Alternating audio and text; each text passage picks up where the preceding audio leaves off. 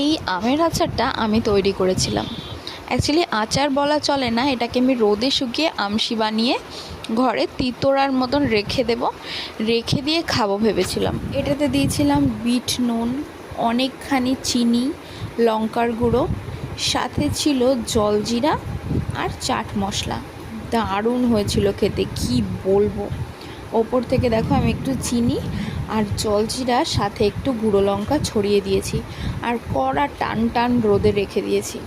Voice দিতে গিয়ে যেরকম মুখে জল আসছে ঠিক সেরকমই রোদে শুকো দিতে গিয়েও পটাপট অনেকগুলো খেয়ে নিয়েছিলাম। তোমরা কিন্তু এভাবে একবার বানিয়ে দেখতে পারো। রোদে শুকোবার দরকার নেই, তবে কাঁচা খেতেই যা লাগবে না, কি আর বলি। চলো একটা খেয়ে দেখি কেমন লাগছে। সেই স্বাদ, এর স্বাদের ভাগও হবে না আর কোনো তুলনাও নেই, এত ভালো খেতে। ঠিক যেন মনে হচ্ছে পুরো এক থালা একাই ফিনিশ করে দেই। হি হি হি।